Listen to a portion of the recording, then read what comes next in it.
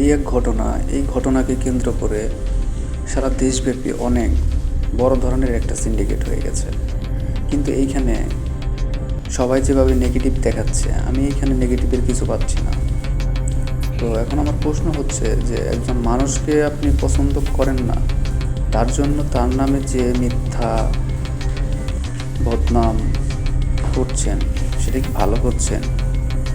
আপনি দেশের সাধারণ নাগরিক হিসেবে কারো সমালোচনা করতেই পারেন, এটার জন্য আপনার কোনো মানা নেই। কিন্তু একজন মানুষকে আপনি পছন্দ করেন না, তার সমালোচনা এইভাবে করবে, এইটা কিন্তু জাস্ট মানা যায় না। একজন সম্মানীয় ব্যক্তিকে এইভাবে সোশ্যাল মিডিয়ায় হ্যারাসমেন্ট করাটাও এক ধরনের ক্রাইম, অপরাধ। আপনি সমালোচনা করেন, সেটা যৌক্তিক। অযৌক্তিক কোনো বিষয় নিয়ে এভাবে সমালোচনা করা ঠিক না।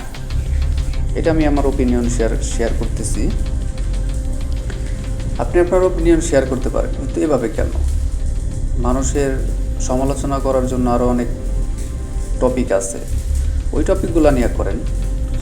এটা কি টপিক? এটা কোনো সমালোচনা করার বা খারাপভাবে নেওয়ার কোনো টপিক এখানে নাই। তো এটা সম্পূর্ণ আপনাদের একটা ব্যক্তিহীন আলোচনা বা সম্মান হননের একটা চেষ্টা, এছাড়া আর কিছু না আমি মনে করি।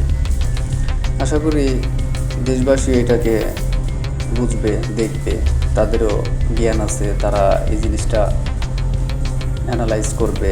এখানে খারাপের কী পেলো, কতটুকু খারাপ আছে বা কতটুকু ভালো করেছে। এইখানে ঈদের শুভেচ্ছা বিনিময় করা হচ্ছে, সেইখানে সবার সাথে মোলাকাত করা হচ্ছে। তো এই টপিকটারে নিয়ে সারা দেশের মানুষ বা বিরোধী দলীয় যে ভাই বেরাদার আছে, তারা যেটা করলো, এটা সত্যি নিন্দনীয় একটা কাজ। আমি আমার দিক থেকে এটা নিন্দা করছি। যারা এই ঘটনাকে নিয়ে ঘটনাটিকে খারাপ দিকে প্রবাহিত করছে, তাদেরকে উদ্দেশ্য করে বলবো যে ভাই, আপনারা দেখেন, প্রত্যেকেই শিক্ষিত মানুষ, আপনারা জেনে শুনে কেন এই ধরনের একটা অপ্রাসঙ্গিক কাজ করছে?